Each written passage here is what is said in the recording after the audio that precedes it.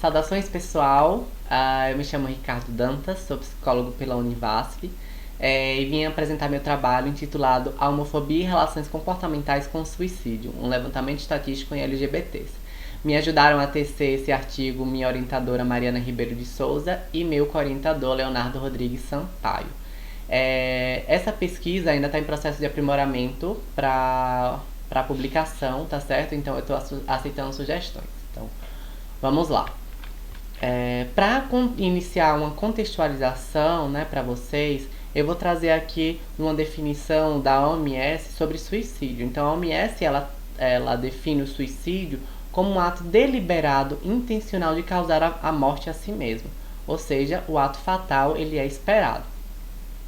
E para tentar conversar um pouco com isso, eu trago uma citação de um médico psiquiatra, grande estudioso da área, em que ele fala que há uma frequente associação entre suicídio e transtornos mentais, e isso embasou a prevenção no âmbito de saúde pública. E foi de fato só a partir dessa perspectiva que o suicídio começou a ter um aspecto de saúde pública.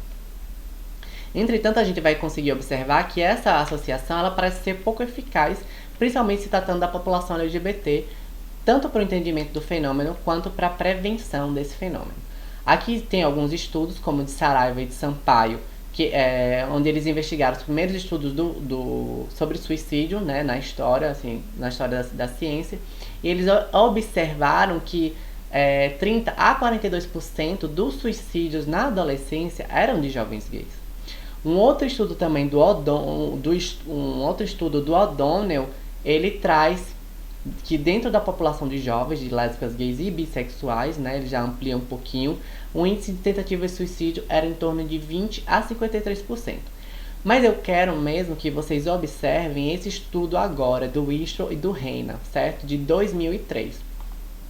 Eles fizeram um levantamento e observaram que a incidência de tentativas de suicídio na população LGBT era 4 vezes maior do que na população heterossexual, tá certo?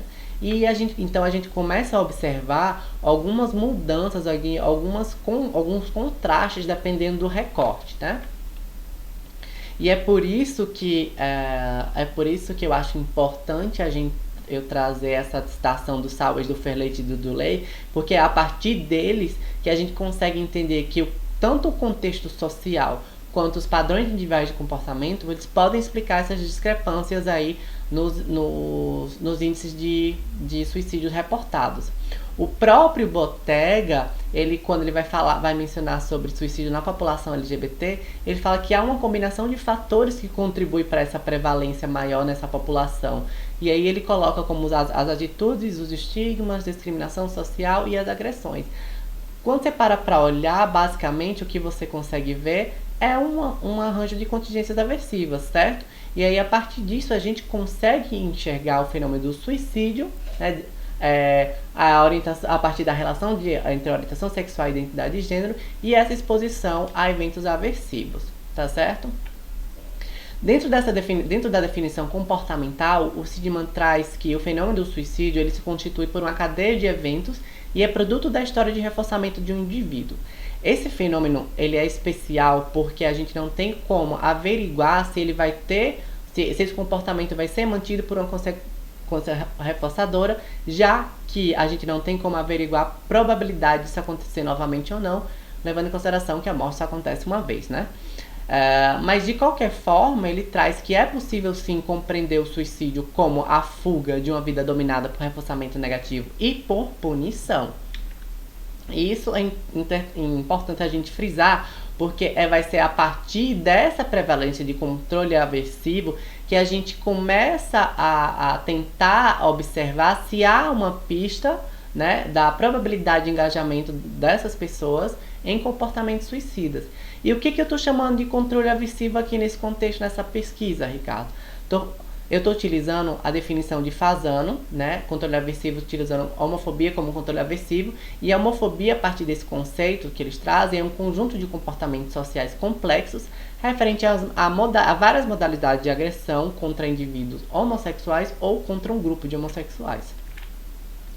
Aí dessa forma, a partir dessas definições e a partir desse olhar, a gente começa a enfatizar as relações funcionais envolvidas nesses episódios de homofobia e de comportamento suicida e começa a observar que isso parece afastar ainda mais o nexo causal entre suicídio e transtornos mentais na população LGBT.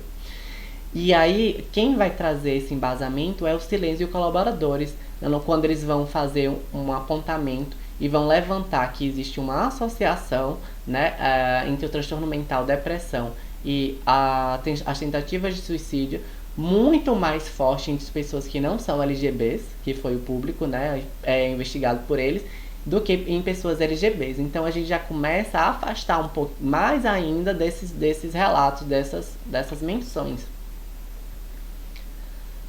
Para fazer essa investigação, eu utilizei o questionário para identificação de contingências homofóbicas e pensamentos suicidas, né? E ele passou por uma avaliação semântica de juízes e também por um projeto piloto presencial. E esse projeto piloto ele visava averiguar a aplicabilidade e identificar se havia a possibilidade da configuração do instrumento, como era uma adaptação, dele ser respondido de forma geral, né, de forma total. A gente também tinha o intuito, né, de ver se havia possibilidade do indivíduo responder o instrumento de maneira individual, sem orientação do pesquisador, levantar também o tempo médio de respostas e se esses dados que a gente iria conseguir iriam responder o problema de pesquisa, tá certo? Todos esses dados foram rodados no SPSS. Então eu tive aí uma amostra de 97 participantes autodeclarados LGBTs, divididos nesses recortes de gênero, cor, raça, orientação sexual, escolaridade e idade. Quando eu trago aqui os resultados, né, dessas pessoas que participaram e pergunto a ela se em algum momento da vida elas já participaram ou elas já sofreram a violência relacionada à orientação sexual e identidade de gênero, 82% me disseram que sim, que já sofreram violência relacionada a essas questões. Desses 82%, 22% indicaram que já tinham tido tentativas de suicídio em algum momento da vida.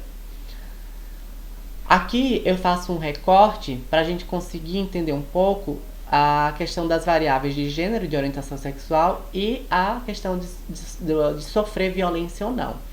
Quando a gente faz esse cruzamento aqui, ó, orientação sexual e sofrer homofobia, a gente obtém resultados significativos. Isso quer dizer o que, Ricardo? Isso quer dizer que esses resultados aqui, ele tem uma baixíssima probabilidade de ser ao acaso, indicando que esses resultados aqui têm a maior probabilidade de serem verdadeiros. Aqui temos o panorama das violências mais frequentes, né? Os alvos de comentários maldosos, xingado, colocado em isolamento social, guardem colocado em isolamento social, tá? Ameaçado, assediado sexualmente, perseguido, abusado fisicamente, abusado sexualmente.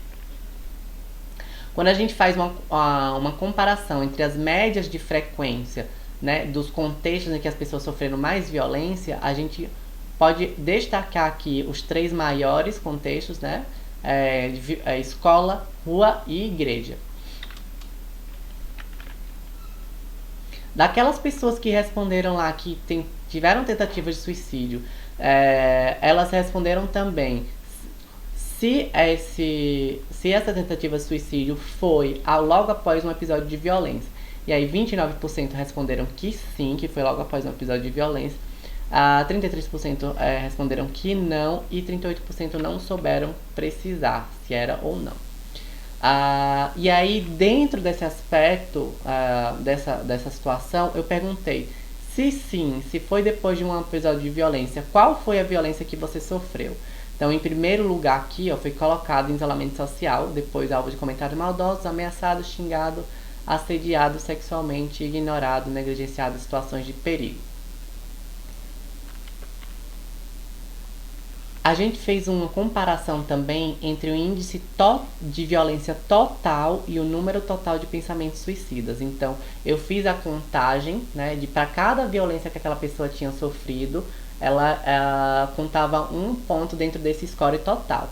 E eu fiz isso para cada participante, tanto para todas as violências, né, contabilizando das violências, quanto para o número de comportamentos, de pensamentos suicidas que elas tiveram. E a gente fez o cruzamento aqui e obteve um resultado significativo, o que pode, né, sugerir que quanto maior o número de violência sofrida, maior o número de pensamentos suicidas também.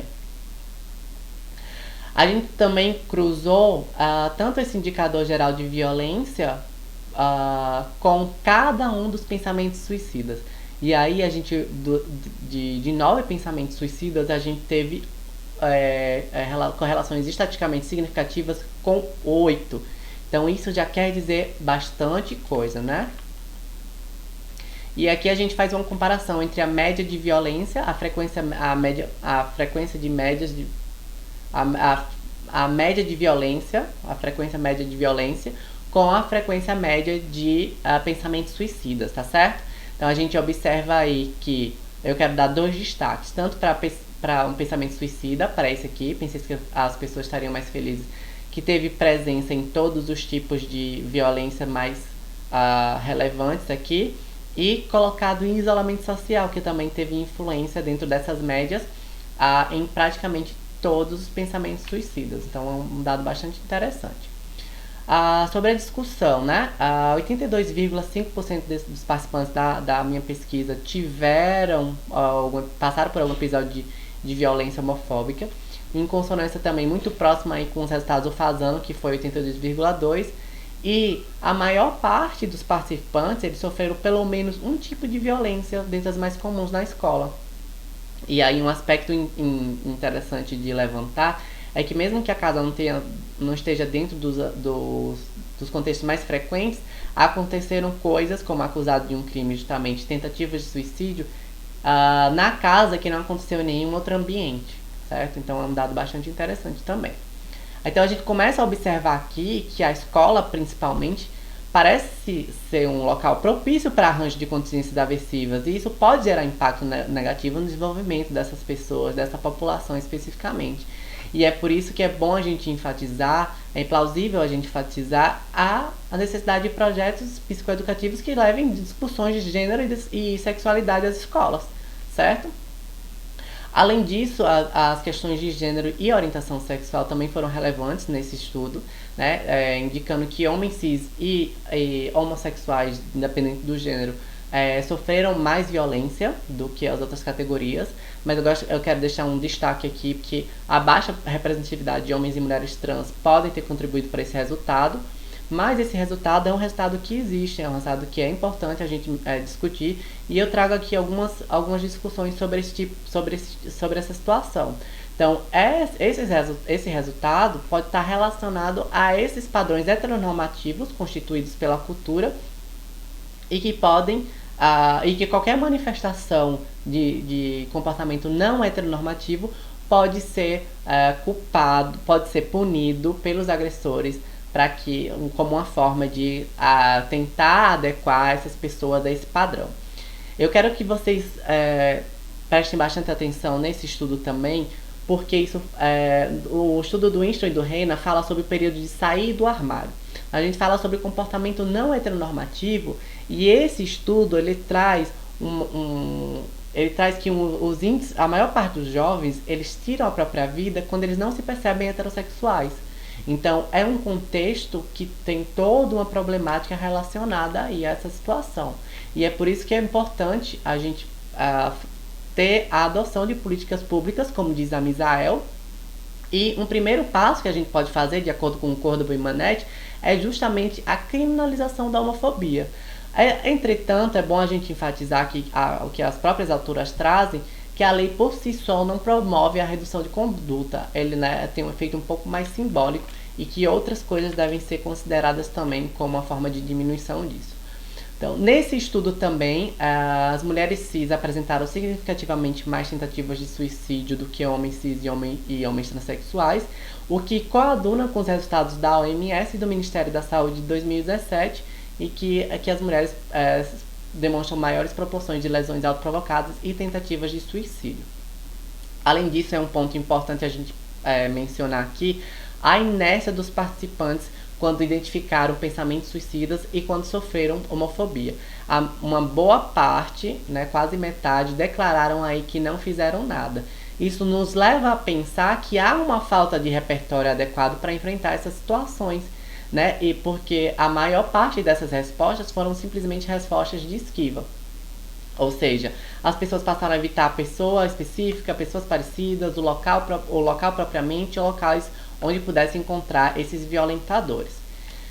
E aí o Fasano, em relação a isso, chama a atenção aos efeitos colaterais da punição, que podem gerar uma resposta de isolamento social, já que as pessoas estão tentando evitar o contato, não necessariamente com as pessoas, mas com os episódios de homofobia, né?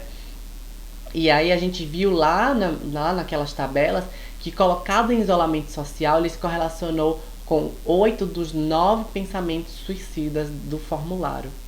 Então isso é um dado que coaduna inclusive com orientações da OMS, em que eles falam que o enfrentamento de conflitos, desastres, violência e abusos ou perdas e um senso de isolamento podem estar fortemente associados a um comportamento suicida. Então aí a maneira violenta como as pessoas agem parece sim instaurar certos padrões de comportamento público de fuga e esquiva e encobertos de pensamentos suicidas. Então, o meu trabalho ele teve o objetivo de ampliar essa visão do fenômeno do suicídio e da homofobia de forma geral, sob a perspectiva da análise do comportamento. Tivemos algumas limitações, como a restrição da participação de mulheres e homens trans e o uso do questionário sem processo de validação.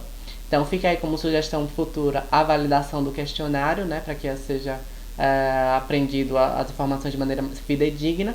Buscar outros aspectos da vida da LGBTs que possam contribuir com esse manutenção e surgimento de comportamentos suicidas, e também compreender o lado B da homofobia, visando entender o controle de estímulos que selecionam e mantém os comportamentos de violência homofóbica dos agressores.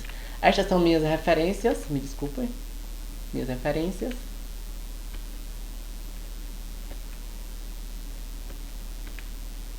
E muito obrigado pela atenção, agradeço.